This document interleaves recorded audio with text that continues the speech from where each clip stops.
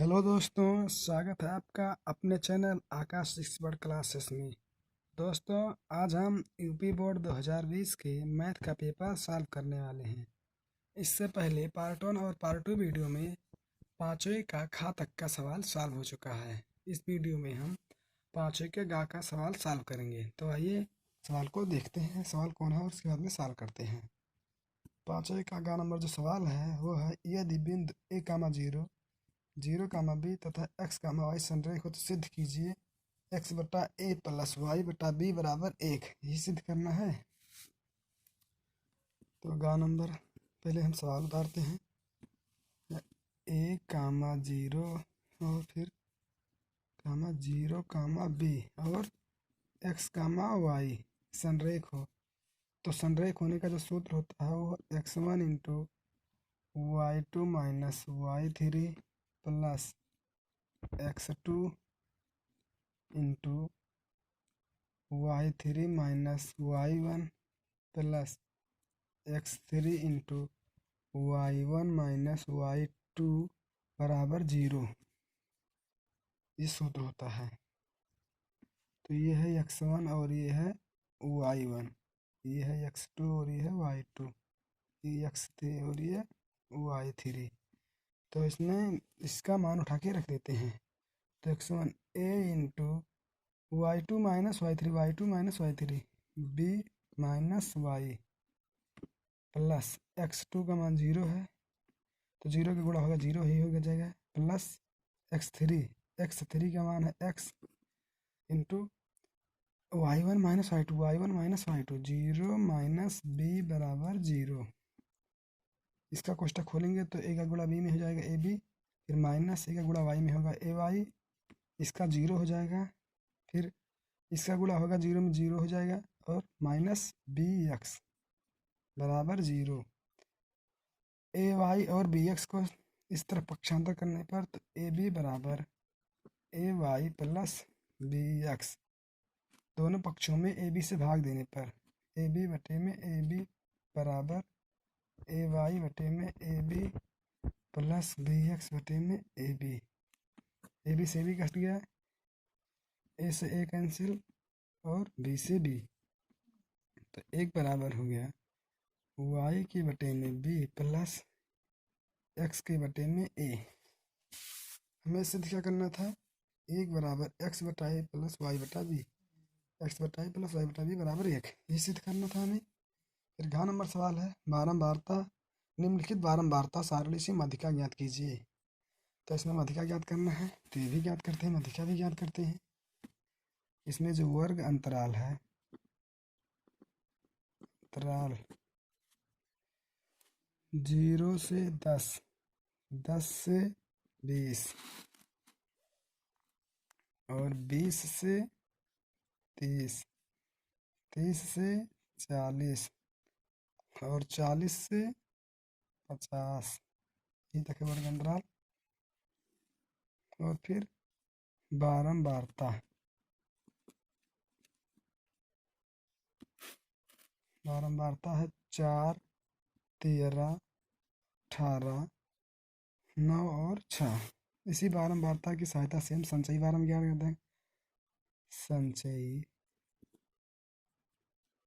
बारंबारता, संचयी बारंबारता 4, 13 और 4 17, 17 और 18 35, 35 और 9 44, 44 6 50, ये भी 50 हो गया था, 50 है। तो जो सूत्र होता है माध्यिका ज्ञात करने का वो होता है n बटा 2वें पद का मान। तो n बटा 2, n का मान है 50 बटा 2 बराबर 25वां पद, जो कि संचयी बारंबारता 35 अर्थात वर्ग अंतराल 20 और 30 के अंतर में आता है, इसी के अंदर में है। तो सूत्र होता है माध्यिका ज्ञात करने में क्या, माध्यिका का जो सूत्र होता है L1 plus L2 minus L1 बटे में small f into n/2 minus capital F। तो इसमें L1 का मान होगा L1 बराबर 20, L2 बराबर 30, n/2 बराबर 25, कैपिटल F बराबर 17, स्मॉल f बराबर 18। तो ये उठा के इसी समीकरण में इसका मान रख देते हैं। तो L1 का मान है 20 plus L2 minus L1 30 minus 20 बटे में स्मॉल f का मान है 18 इंटू n/2 का मान है 25 माइनस 17, 20 प्लस 10 बटे 18 इंटू 25 में से 17 जाएगा तो बचेगा 8। इसे 2 से भाग करने पर ऊपर और नीचे, तो 20 प्लस 5 बटे में 9 इंटू 8। तो ये हो जाएगा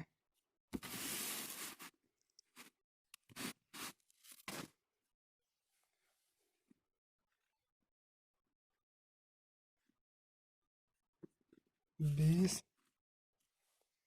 और फिर 8 पंचे 5 और 8 40 बटे 9, 20 प्लस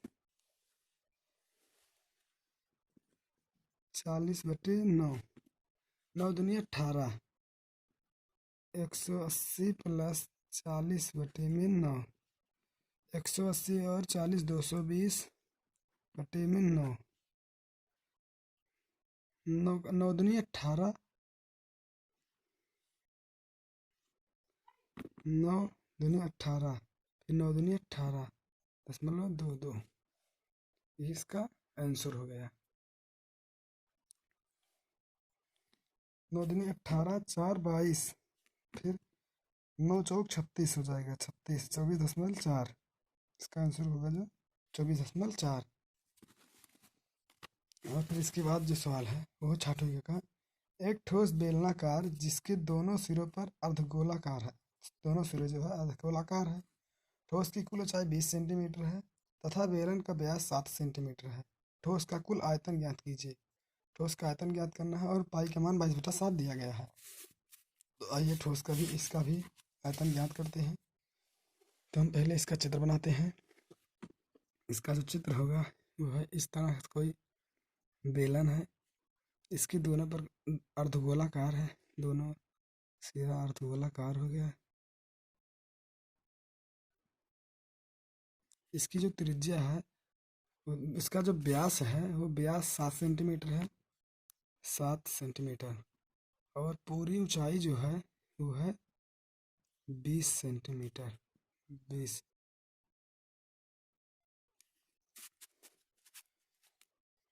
तो ये भी व्यास 7 सेंटीमीटर हो गए थे। तो इसकी जो त्रिज्या होगी, त्रिज्या जो होती है वो व्यास की आधी होती है, यानी 7/2 बराबर 3.5 त्रिज्या। और बेलनाकार भाग की ऊंचाई, बेलनाकार भाग की ऊंचाई जो होगा 20 है पूरी ऊंचाई, और इधर की त्रिज्या 3.5 सेंटीमीटर और ये त्रिज्या 3.5 सेंटीमीटर। तो 3.5 और 3.5 7 माइनस 7 बराबर हो जाएगा 13 सेंटीमीटर। इसकी जो बेलनाकार भाग की ऊंचाई होगा। तो अब जो सूत्र होता है, ये दोनों अर्धगोलाकार मिलकर एक पूर्ण गोलाकार हो जाएंगे। तो गोले का जो आयतन होता है वो सूत्र होता है 4/3 पाई r³ तो 4/3 पाई के मान दिया है 22/7 और त्रिज्या 3.5 सेंटीमीटर, 3.5 गुणे 3.5 सेंटीमीटर है।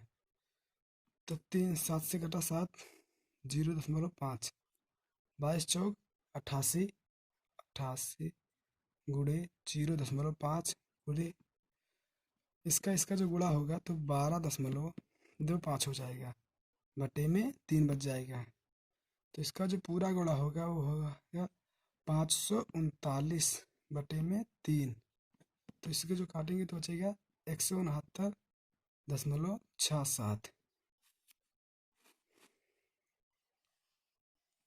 अब बेलनाकार बेलन का आयतन, तो बेलन का आयतन होता है पाई आर स्क्वायर एच। पाई का मान 22/7 और त्रिज्या दिया हुआ है 3.5 सेंटीमीटर, 3 सेंटीमीटर। और जो बेलन की ऊंचाई है निकला है, बेलनाकार भाग की ऊंचाई, बेलन की ऊंचाई वो है 13 सेंटीमीटर। तो 13 सेंटीमीटर निकली है, तो इससे 0.5, 7 से कटा 7×5 = 35, 0.5। तो 22 गुणे 0.5 गुणे 3.5 गुणे 13, इसका जो पूरा गुणा होगा वो होगा 500.5। तो ठोस का जो कुल आयतन होगा, ठोस का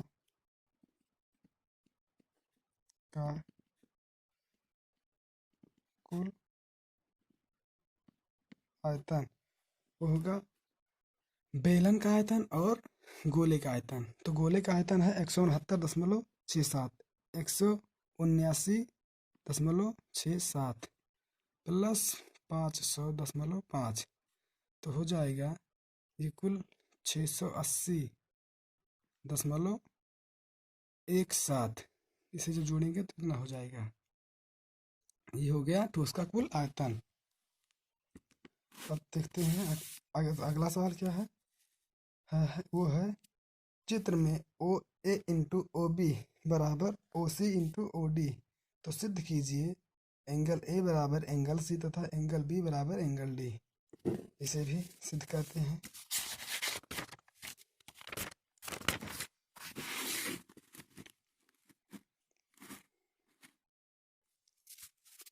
तो पहले हम इसका चित्र बनाते हैं।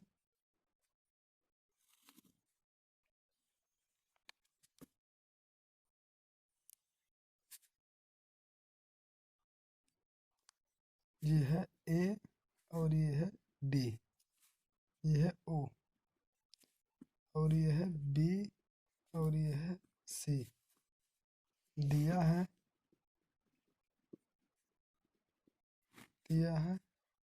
ओ ए इंटू ओ बी बराबर ओ सी इंटू ओ डी, ये दिया है। और सिद्ध करना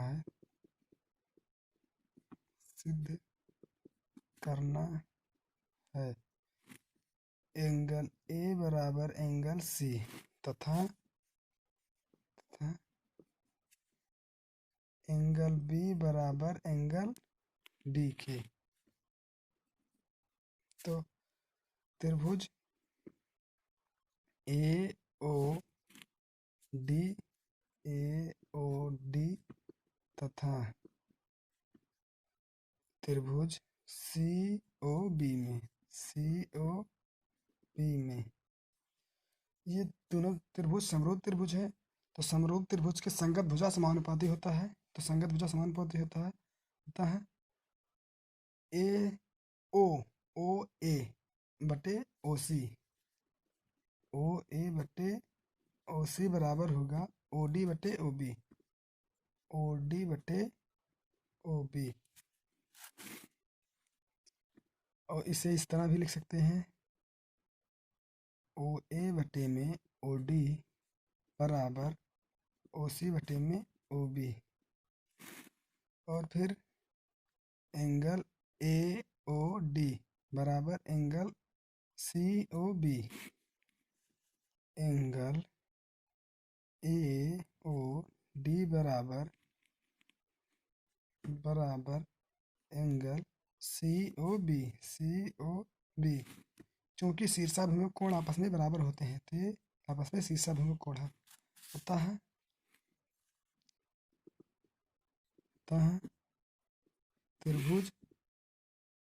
त्रिभुज जो है ए ओ डी और सी ओ बी जो त्रिभुज है वो समरूप त्रिभुज है। तो त्रिभुज ए ओ डी तथा सी ओ बी समरूप है और समरूप त्रिभुज के सभी कोण और सभी भुजा आपस में बराबर होते हैं। अतः तब एंगल ए बराबर एंगल सी तथा एंगल बी बराबर एंगल डी, ये भुजा तो आपस में बराबर होते हैं समरूप त्रिभुज से। तो हमें सिद्ध क्या करना था, एंगल सी बराबर एंगल बी, एंगल ए बराबर एंगल सी और एंगल बी बराबर एंगल डी सिद्ध हो गया इस प्रूफ। फिर देखते हैं गा नंबर। दो अंकों की एक संख्या में अंकों का योग 12 है। अंकों के स्थान बदलने पर प्राप्त संख्या दी गई संख्या से 18 अधिक है, तो संख्या ज्ञात कीजिए। तो माना ये गा नंबर सवाल है 6ठवें का गा। माना इकाई का अंक, माना इकाई का अंक x तथा दहाई का अंक जो है y। तो प्रश्नानुसार दो अंकों की एक संख्या में अंकों का योग, दो अंकों की एक संख्या, तो जो दो अंकों की एक संख्या होगा वो होगा 10y plus x, 10y plus x. और प्रश्नानुसार जो समीकरण होगा वह दो अंकों की एक संख्या में अंकों का योग, अंकों का योग यानी दो अंक ही है x और y, तो इसका योग होगा जो x प्लस y बराबर 12, अंकों का योग 12 है।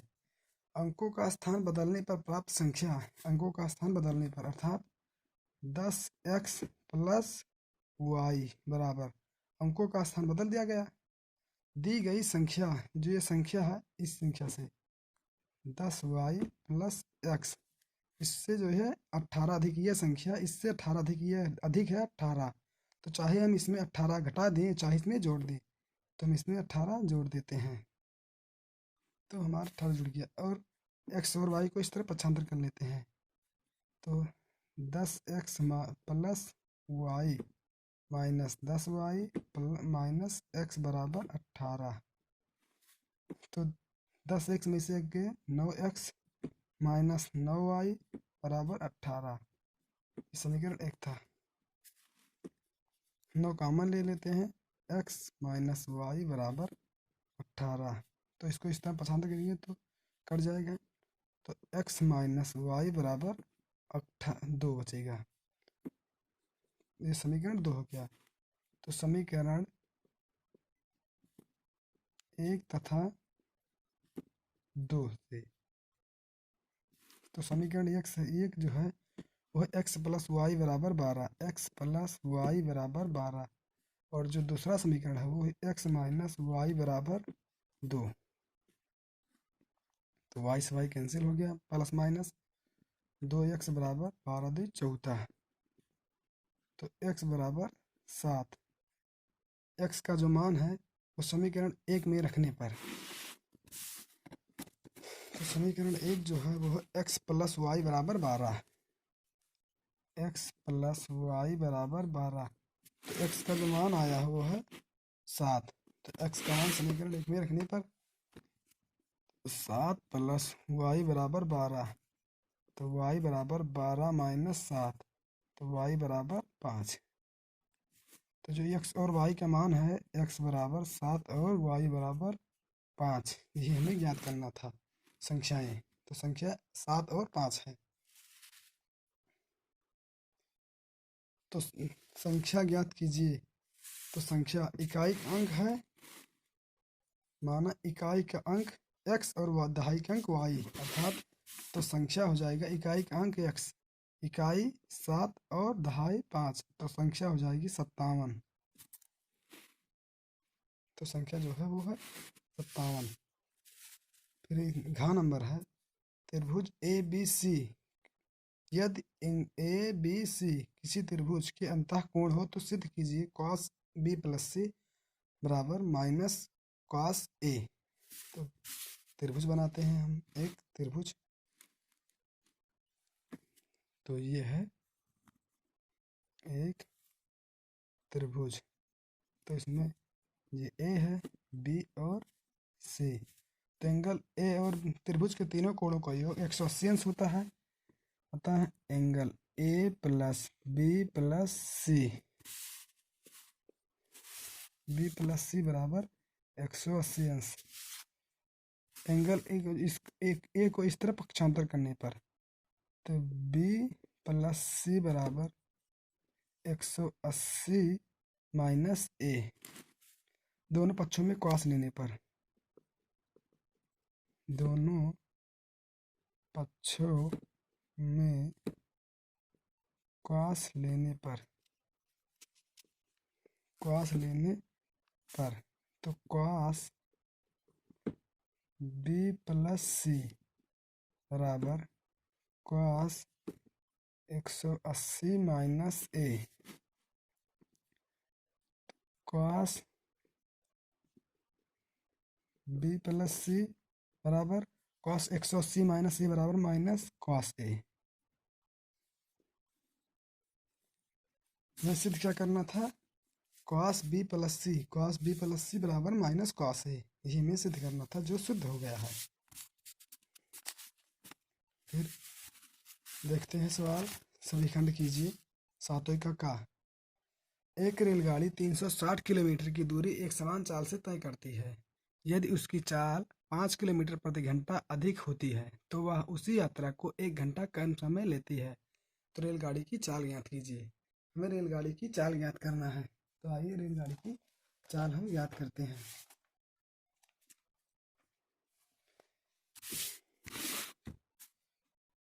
माना रेलगाड़ी की चाल x है, तो माना x किलोमीटर प्रति घंटा है। माना रेलगाड़ी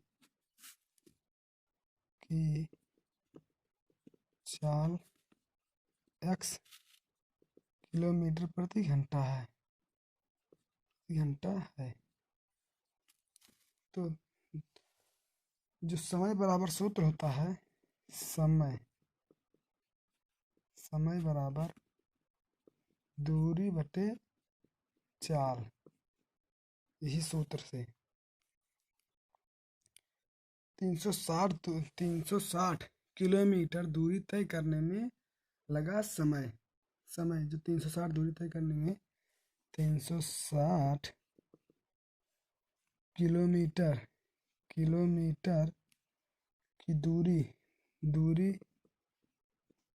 तय करने में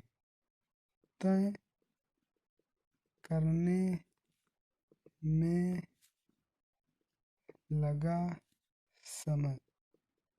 समय जो 300 दूरी तय करने में जो लगा समय बराबर दूरी बटा चाल। तो दूरी है 360 किलोमीटर, तो 360 बटे में चाल माना है हमने x, तो 360 बटे में x।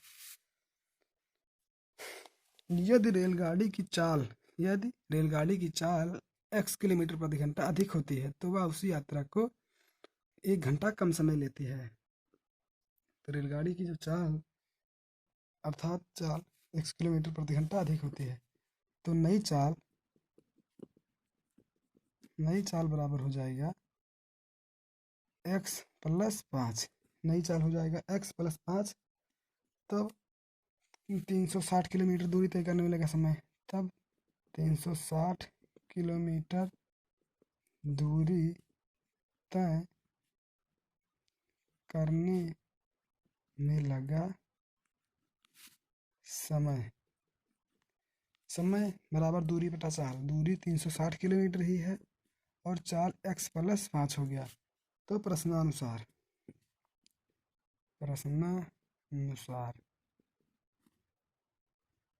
360 बटे में x माइनस 360 बटे x प्लस 5 बराबर 1 घंटा। 1 घंटा अधिक लगता है, 1 घंटा जो है कम समय लगता है, इसीलिए घटाया गया। अगर 1 घंटा अधिक समय लगता तो ये जोड़ दिया जाता उसका क्रॉस मल्टीप्लाई करने पर। तो क्रॉस मल्टीप्लाई जब होगा तो हो जाएगा 360x फिर प्लस 5 छात्रिक 5 6 25 30 0, 6 × 18, 5 × 15, 2 × 3 = 18 माइनस इसका जो होगा 360x बटे में इसका गुणा होगा तो x × x+1 बराबर 1। इससे ये 360x प्लस माइनस कट गया तो 1800 बटे में इसका जो कोष्टक खोलेंगे तो x² + 5x बराबर 1 ये हो जाएगा। तो इसको क्रॉस मल्टीप्लाई फिर करने पर तो 1800 बराबर x² + 5x। अब इस 1800 को इस तरफ पक्षांतर करने पर तो x² + 5x माइनस 1800 बराबर 0। अब इसको द्विघात बहुपद के रूप में सरल करते हैं हम। तो द्विघात बहुपद का जो सूत्र है इसका जो होता है प्रथम और अंतिम पद का मौखिक गुणा और बीच वाले पद को इस तरह तोड़े कि गुणा करने पर इसका इसके बराबर हो जाएगी और जोड़ने घटाने पर 5x आ जाए। तो इसका जो गुणनखंड होगा वो होगा 45 - 40, 45 x² + 45x minus 40x minus 1800 बराबर 0। तो इसमें से x कॉमन लेते हैं तो x + 45 माइनस इसमें सब 40 कॉमन लेते हैं 40 तो x + 45 बराबर 0। x + 45 फिर से कॉमन है तो x + 45 × x माइनस 40 बराबर 0। अब बारी बारी से इनको 0 के बराबर रख देते हैं तो x बराबर आ जाएगा -45 और कामा 40। तो 45 हो नहीं सकता क्योंकि दूरियां ऋणात्मक नहीं हो सकती, जो है चाल कभी ऋणात्मक नहीं हो सकता। तो रेलगाड़ी की चाल जो होगा वो 40 किलोमीटर प्रति घंटा है। तो रेलगाड़ी की चाल बराबर 40 किलोमीटर प्रति घंटा। रेलगाड़ी की जो चाल आ गई वह 40 किलोमीटर प्रति घंटा। अगर जो अगला सवाल है वो देखते हैं। निम्नलिखित समीकरण हल कीजिए। जो निम्नलिखित समीकरण को हल करना है तो इस समीकरण को भी हल करते हैं। तो जो समीकरण है वह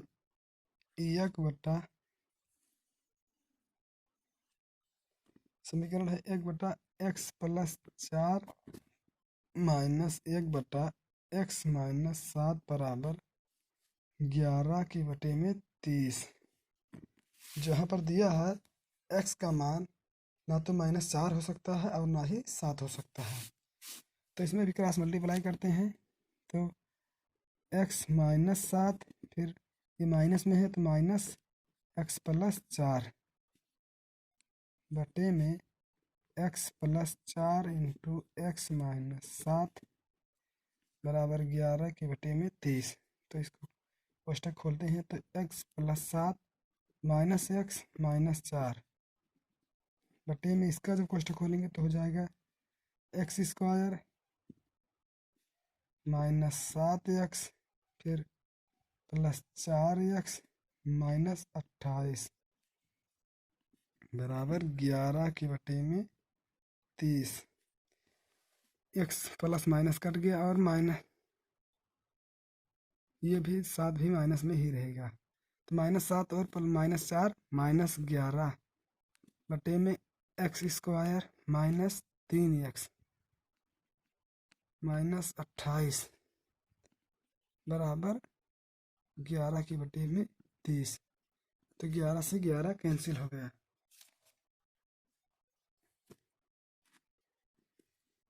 तो अब 1 बटे में x² -3x -28 बराबर 1 बटे में 30। फिर इसको क्रॉस मल्टीप्लाई करते हैं तो हो जाएगा, या भिन्न को उल्ट देते हैं तो x² -3x -28 बराबर में हो जाएगा। ये माइनस था तो माइनस यहाँ रह गए तो इसका जब क्रॉस मल्टीप्लाई होगा तो ये भी -30 हो जाएगा। तो इस तरफ इसको जब पक्षांतर करेंगे तो हो जाएगा x² -3x -28 फिर ये इस तरफ आएगा तो माइनस है, तो इस तरफ आएगा प्लस में हो जाएगा बराबर 0। तो एक्स स्क्वायर माइनस 3x, फिर इससे घट जाएगा तो बचेगा 2 बराबर में 0। तो इसका जब गुणनखंड करेंगे तो हो जाएगा, गुणनखंड इसका होगा x square minus 2x minus x plus 2 बराबर 0। तो इसमें से x कॉमन लेते हैं तो x माइनस 2, माइनस कॉमन लेते हैं -1, तो x माइनस 2 बराबर 0।